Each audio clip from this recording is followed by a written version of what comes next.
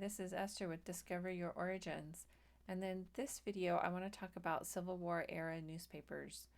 Reading newspapers from the time is a really great way to get insight on what life might have been like and things that were being talked about during your ancestor's life. And I wanted to put Darthula in context in history because her life overlaps that of the Civil War.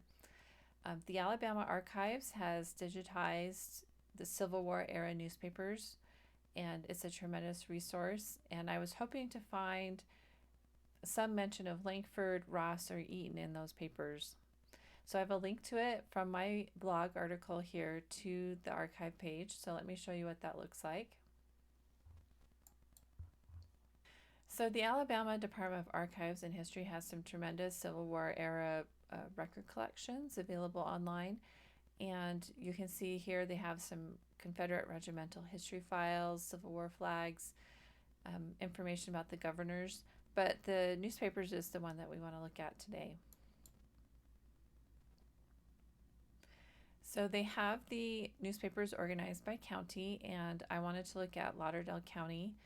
The newspapers available for Limestone County are only from Reconstruction, so none from the before the Civil War and during the Civil War. And so there wasn't as much helpful information in those. So I went to Lauderdale County, and they have Civil War era and Reconstruction, both. And the newspaper changed names and owners during that time. So to get to the pre-Civil War, early Civil War newspapers, you'll have to scroll down, and you can see here they've got some from 1861. So let's click through and see what those look like. So they're digitized and organized by publication date, and you can click on view to get a closer view of the newspaper. The newspapers themselves aren't very long. They're usually about 4 pages. The front page has international news, although as the war continued, it would have more and more information about the Confederacy and just the decision to separate from the United States.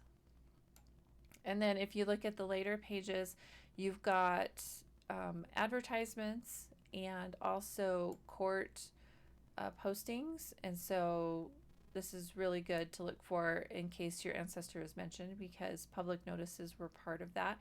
So for example, here's a notice about a chancery sale.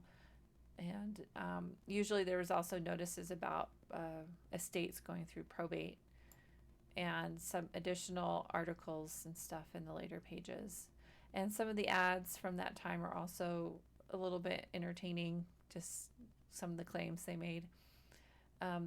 As the war goes on, you have lists of some of the men that volunteered, some of the activities that the women were involved with. And by about 1863, the newspaper got shorter and shorter, and one of the problems they experienced was a shortage of paper. And so by 1863, the paper was 1 page only, and just the front.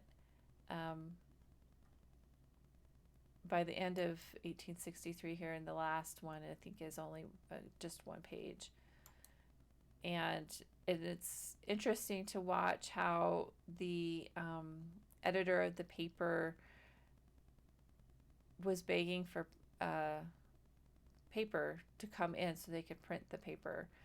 And most of the articles were very limited, government publications and stuff like that, and a few ads, and that was about it.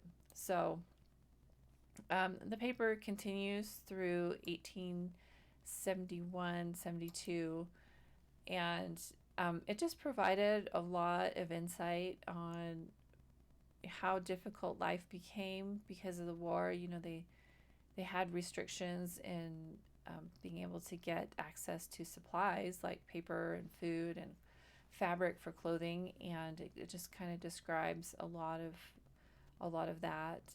And also the early rally to fight, is recorded. So it gave me a pretty good insight I think life got very difficult very quickly for the people in Alabama once they voted to secede. These papers also record the debate they had on secession, and northern Alabama, in particular Lauderdale County, initially voted against secession. And it wasn't until the battles started elsewhere that they went ahead and joined up. But anyway, very interesting history. It helped open up my eyes to what life might have been like uh, during the Civil War for Darthula Ross. So I recommend looking at these newspapers and kind of getting an idea of what might have happened.